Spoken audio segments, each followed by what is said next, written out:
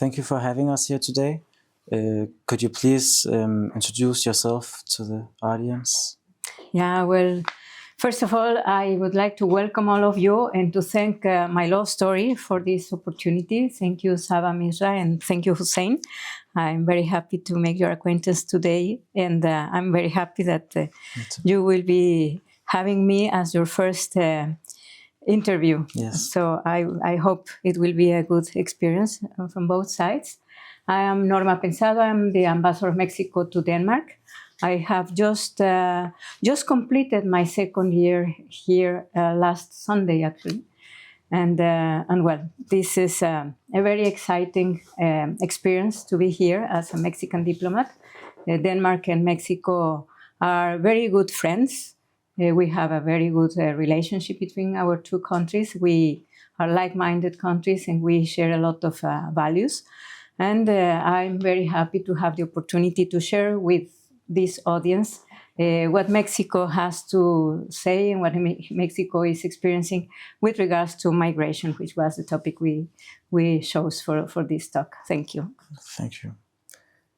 What inspired Mexico to to create a humanistic approach to migration?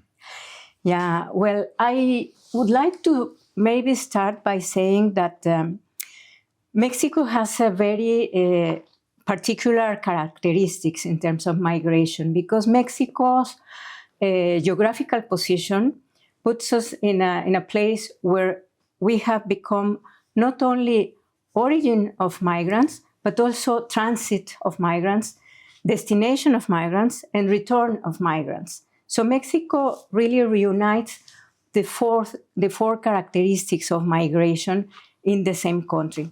So that makes Mexico a very particular case. And we have always seen the migration as a phenomenon, not as a problem. Mexico's approach towards the migration issue has always been very open, very respectful of human rights. And that is why now we have promoted this approach of what we call the Mexican model of humanitarian or humanistic migration model. No? So that is precisely because all these characteristics makes Mexico something very special, and we are convinced that we have to put at the center of all our public policies the person. The person has to be the one who guides us in the designing of the public policies, in the decision-taking, in the discussions, in the cooperation programs. It's the person that has to guide us in all this. Yes. Can you explain what a humanistic migration model means? Yeah, well, that has to do with what I was saying precisely now. And I can tell you, for instance, Mexico as a country of origin of migrants, we have about 40 million Mexicans living abroad. Out of these 40 million, about 37 million live in the US. So we are committed towards this diaspora of Mexico abroad, and we have this focus that we have to provide them with all the necessary tools so that they can develop and they can be well in their destination countries, and mainly the US. So what we do, we have a network of about 53 consulates in the US. We have 53 consulates in the US, and we have other consulates in other parts in the world. But this is the country with a more extensive network of consulates in another country. So there is no other country in the world that has the number of consulates in another country to pay attention and to provide with services to their community that is living there. So, and why? Because we have to empower the Mexican community. We have to ensure that they are in a regular situation so that they are not vulnerable. And through our network of consulates, we provide them for instance, with legal advice when they are in need. We provide them even with some health services.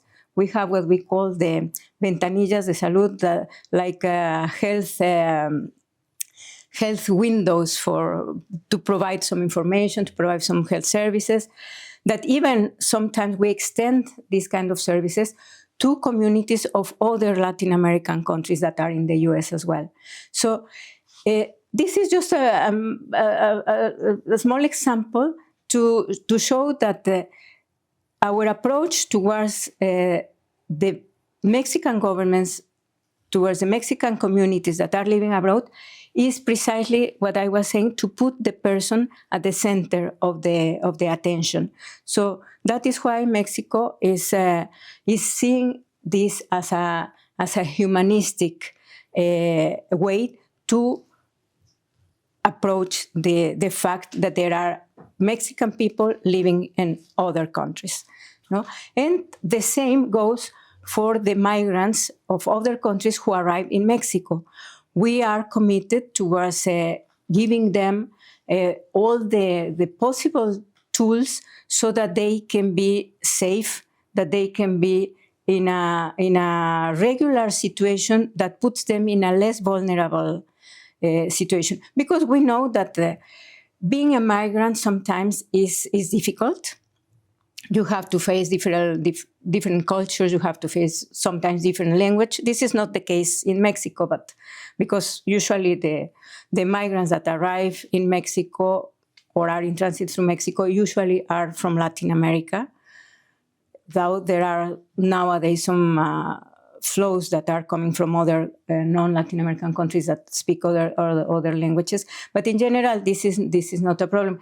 But in any case, we have to provide the people that are either crossing through our country or establishing in our country the most possible tools so that they are not vulnerable to situations that are not the right ones for a person. So that is the approach that we have. One with regards to the Mexican communities abroad, and the other with regards to the migrants that are in Mexico. Okay. In your opinion, what are the 4 main pillars of Mexico's migration strategy? Yeah, well, these 4 pillars have to do mainly with what I was precisely explaining a little bit. We say that we have 3 pillars. The first pillar has to do precisely with the Mexican communities abroad. And this has to do with empowering them, giving them the tools to be safer and to be in a more regular situation and to empower them. For instance, Mexico has been working inside with cooperation with the Mexican different agencies so that, for instance, the Mexicans living abroad can register in the Mexican tax system, can register in the Mexican housing agency, can register, for instance, in the Mexican, how do you say that, the Mexican register of persons living in Mexico, even though they are in another country. And why? Because having all these registrations and tools give them a lot of possibilities to be in contact with their families in Mexico. I must say, for instance, that most of the Mexicans who go to the US or to other countries, but mainly to the US, I will refer to the US because it's the biggest diaspora we have, not necessarily want to stay there. They go mainly because they are trying to look for better opportunities, for jobs, for better opportunities to save money. Most of them send a lot of remittances to Mexico. Last year, we have had 63 million US dollars in remittances sent by the Mexicans living in the US. And this is really huge numbers. And some of them are now going back to Mexico. Now we are having a lot of people, Mexican people, that went to the US that are returning to Mexico because now there are better opportunities also in Mexico, and they want to come back. So most of the Mexicans who leave Mexico and go to the US usually go to work, to save money, to send money to their families in Mexico, to build a house, to establish a small company. There are, for instance, some states in Mexico with programs as the so-called program 3 per 1. Every dollar that a person from a state, let's say, for instance, the state of Zacatecas, a Zacatecan people who lives in the US and who sends $1 to his family in Mexico or her family in Mexico receives $3 from the state of Zacatecas, so to help them establishing a small enterprise or to build a house or things like that. So there are many programs to help the people that are in Mexico so that they can keep the linkages with Mexico, with their families, and that they can contribute not only to the US, but also to Mexico. And I would like to stress that the contribution of migrants to the economies of the recipient countries is very important. In the case of Mexico, according to the statistics, the Mexican migrants' contribution last year to the US economy was $454 billion US dollars. That is more than the GDP of Colombia. So this is something that we have to take into account. The contribution of migrants to the development and the economy of the recipient countries. And I would like to stress that because unfortunately we are seeing nowadays some trends with regards to migration that are very negative, that things that migration will spoil the economy or the society of the recipient countries, and it's not the case. In the case of Mexico, we are convinced that it's completely the opposite.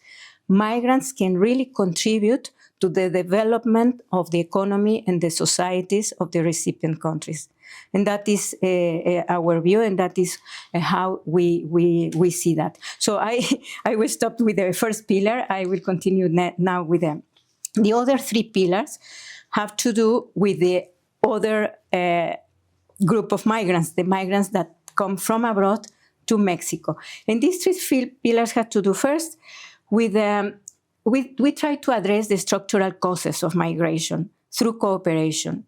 And so in that case, we establish programs so that the migrants who arrive in Mexico can be included in the development of Mexico. But also, we try to work in the structural causes of the migration because we are convinced that the migration decision should be that a decision, not a necessity. So if we tackle or if we address the causes of migration in the communities of origin of migrants, maybe they don't have to leave. Because, I mean, as a natural action of a person, we prefer to stay in our home countries. We prefer to stay with our families. We prefer to stay in our climate or our weather that we know. I mean, we prefer to stay where we were born, where we have the connections and so. And most of the people are now having to migrate because of different causes, because of poverty, because of violence, because of inequality, because of the effects of climate change. Also, we are seeing nowadays these causes also. And so what we are trying is also to see what are the structural causes in the communities of origin, in the places where they are living in their home countries, that we could help developing in order to avoid the necessity for them to leave. No? And so we are now working in different programs. For instance, I will just mention 2 of them that are kind of now the most important programs that we are working with several countries in Central America and in other South American, in the Caribbean countries, which we call Sembrando Vida, sowing life. And the other is Jóvenes Construyendo el Futuro, that is youngsters building the future. These youngsters living the future has to do with bringing some possibilities of training and some resources to youngsters between 18 and 29 years old that are not working and that are not studying. They are mainly doing nothing. But through this program, they are receiving training and so on, and we are helping them to find possibilities of jobs.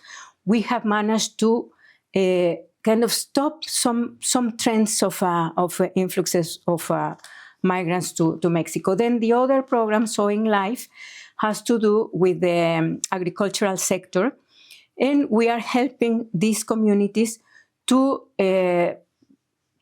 promote some agricultural activities so that they can be self-sufficient in the consumption and even export some of the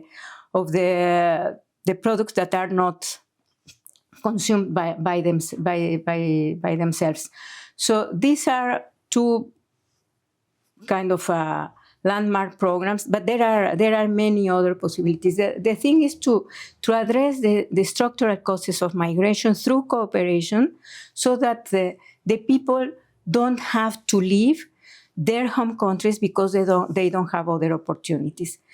Then the third pillar has to do with the roots of labor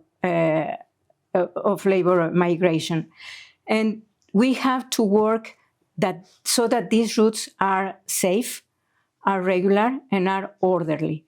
We see that the migration has a very important component of labor because, as I was mentioning, most of the migrants are moving and are migrating because of labor problems in their home country. So they are trying to seek for better opportunities. They are wanting to work, and they are moving because they have to work maybe in another place. And then the last pillar, the fourth pillar, and the third of this specific group of migrants has to do with the necessity of coordinating actions so that we can have a more humanistic management of the irregular flows, because we know that there are also irregular flows. So these are the four main pillars that we see in our model, the human model for mobility. And we are convinced that these pillars really reunite the scope that we have to really put together in our approach towards the migration issue.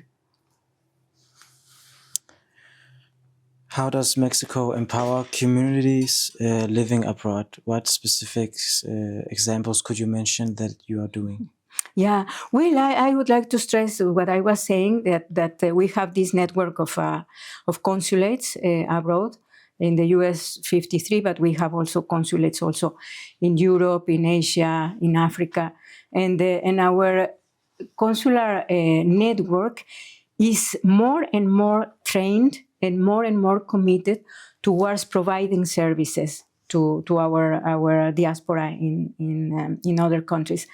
And these programs that I was mentioning, including different agencies from Mexico, so that the Mexicans abroad can be interlinked always with their Mexican families and so, are very important. For instance, talking about the remittances, they were sending remittances, paying about $24 to the banks for every transfer they were making from the US to their Mexican families. So thanks to some actions that were established by the Mexican government, now there is an institution, that the so-called Finabien, that is a financing institution. They now the Mexicans, the Mexican migrants in the U.S. can register in this institution, and through this institution they can send their remittances, paying just less than $4. So this is a very good example on how really some specific actions can really make a change for them. Imagine if every transfer they were paying almost $25 and now they were paying less than $4. It's really an important step. But also I would like to mention that we have now established a commission, an interministerial or interagency commission that reunites 10 different agencies between ministries and different agencies in the Mexican government that work together, and they meet every week to exchange different views, to exchange different ideas, to put forward different initiatives so that they can have a comprehensive approach towards what is needed to provide the different services. This commission has, as mentioned, 10 different agencies, ministries, and so on. And they work in 6 different groups. And if you see, for instance, there is one group that has to do with irregular migration, migrants going to Mexico. This is headed by the Ministry of Interior. There is another group that has to do with labor markets. So it's headed by the Labor Ministry. And it has to do with all that the possibilities that not only provide some possibilities for their return Mexicans to Mexico, but also to try to help the foreign migrants arriving in Mexico with possibilities of finding a job. We have now been working together with the International Organization for Migration, the IOM of the UN, with a very, very interesting platform called TENT, and with 65 Mexican companies, so that they can also receive foreign migrants. So we are working with them, making the match with the migrants and the needs of the private sector. So, and this is a job that is being worked out by this group in this commission, which is headed by the Labor Ministry. Then we have another. Of course, we have this other group that has to do with the Mexican migrants abroad, that is headed by the Foreign Ministry. And so you can see that there is this comprehensive view also in this interministerial or interagency commission that was established 2 years ago in Mexico, and that is really working and advancing forward in the different fields that we have to put together to address the issue of migration. Yeah. What external factors do Mexico, does Mexico address or face in terms of migration pressure from outside, from other countries? Do you face any challenges or pressure from? Well, I mean, the migrations is always a challenge, because then you can face flows that come in irregular situation. What we have always to try to address is that we are open for migration, and as I was mentioning, we are really very committed towards a very humanitarian view of migration, humanitarian approach, and the respect of human rights. But we want to see a migration that is regular, that is orderly, and that is safe. So we have to address different issues so that the migration can be like that. But decades ago, the migration in Mexico used to be like individuals or maybe families that were crossing mainly from Central America, mainly from what we call the North Triangle, that is Honduras, Guatemala, and El Salvador. And they were crossing Mexico because they wanted to reach the US. So Mexico at that time, I mean, I'm talking decades ago, was mainly a transit country for migrants mainly from Central America. And as mentioned, they were individuals, they were mainly maybe some families or so. Now, because of different issues of violence, of climate change effects and so on, poverty, whatever, we have been seeing since a couple of years ago a change in this phenomenon, because now this is not just individuals or families, but caravans of thousands of migrants that are crossing the border, the southern border of Mexico, and that are wanting to reach the northern border of Mexico to cross through to the US.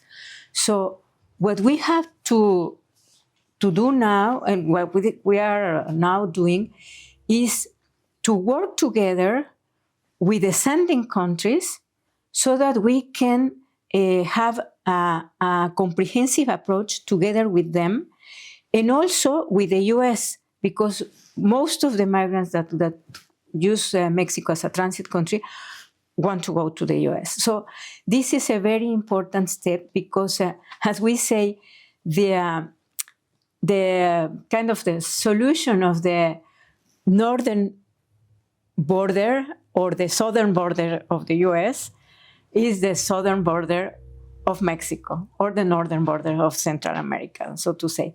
So we have to work together with all the countries involved.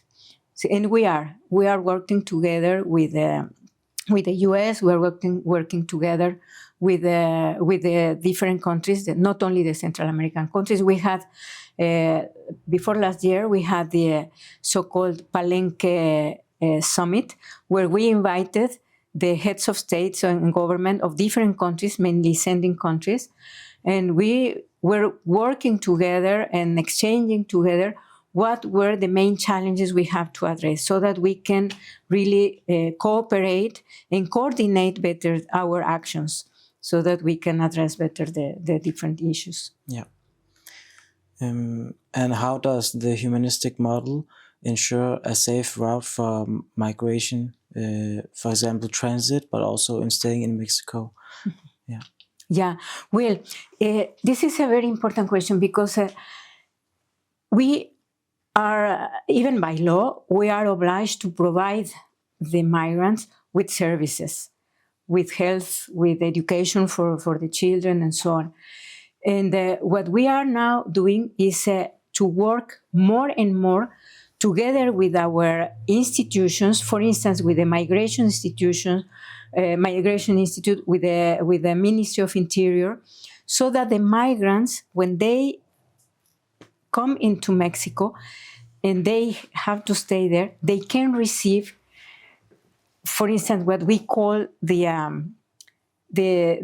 Federal Registry for Taxes, or the Federal Registry of Population, or this kind of registrations provide them with tools that put them in a less vulnerable position. And that is very important, because when they have that, they also can look for jobs, and they can also access to health services. They can also access to education, and that is very important. So now we are working very, very hard on that, and it has proven very, very useful, because now thousands of the new migrants that are coming in the last years are receiving all these registrations and are in a better situation to access different services and possibilities of having jobs. Yeah.